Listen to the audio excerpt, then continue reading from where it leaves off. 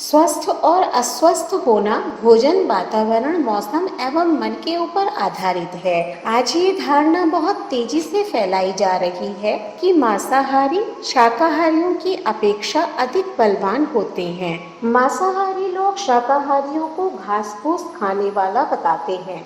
वहीं शाकाहारियों का मानना है कि जो लोग मांसाहार खाते हैं वो लोग जानवरों पर अत्याचार करते हैं और बेवजह ही उनकी हत्या करते हैं। इस प्रकार शाकाहारी और मांसाहारी लोगों की अपनी अलग अलग धारणा है और अलग अलग विचार है।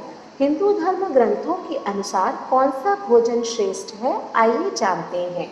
नमस्कार, स्वागत है आपका सनातन ज्ञान और संस्कार चैनल पे। धार्मिक ग्रंथों में जीव हत्या को पाप बताया गया है। मांसाहार का सेवन करना हिंदू संस्कृति में वर्जित माना जाता है, क्योंकि ये मनुष्य का नहीं राक्षसी भोजन है। जो तरह तरह के अमृतपूर्ण शाकाहारी उत्तम पदार्थों को छोड़कर घृणित मांस आदि पदार्थों को खाते हैं, ऐसे मनुष्य राक्षस के समान होते हैं। इसलिए बहुत से लोग शाकाहार का अनुसरण करते हैं। वेद ही हिंदू धर्म के धर्म ग्रंथ हैं। वेदों का सार उपनिषद और उपनिषदों का सार गीता है। यह तीनों का मत जानेंगे। वेदों में मांस खाने के संबंध में स्पष्ट मना किया गया है। वेदों में पशु हत्या पाप मानी गई है। जो मनुष्य नर, अश्व अथवा किसी अन्य पशु का मांस सेवन कर उसको अपने शरीर का भाग बनाता है, गौ की हत्या कर अन्य जनों को दूध आदि से वंचित रखता है, अग्निस्वरूप राजा अगर वह दुष्ट व्यक्ति किसी और प्रकार से ना सुने तो आप उसका मस्तिष्क शरीर से विवादित करने के लिए संकोच मत कीजिए। गीता के अनुसार भी मांस खाने या नहीं खाने के उल्लेख के बजाय अन्य को 3 श्रेणियों में विभाजित किया गया है, सत्व, रज और तम।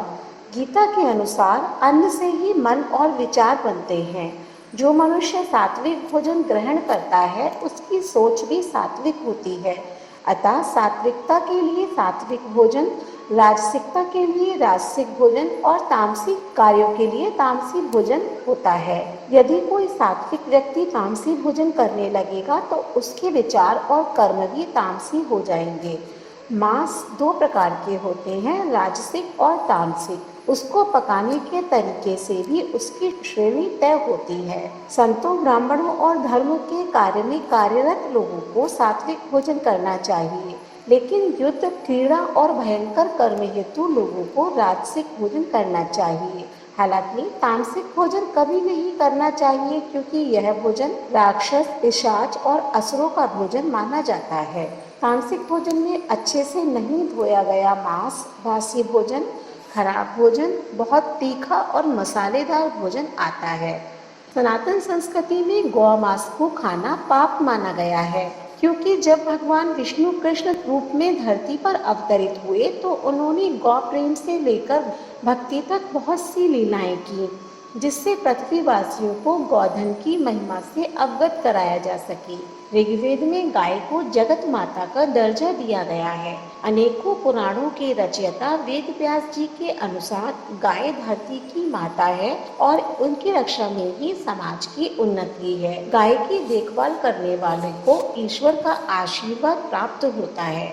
महाभारत में वर्णित है, जो व्यक्ति 100 वर्षों तक लगातार अश्वमेध यज्ञ करता है और जो व्यक्ति मांस नहीं खाता, उनमें से मांसाहार का त्यागी ही विशेष पुण्यवान माना जाता है।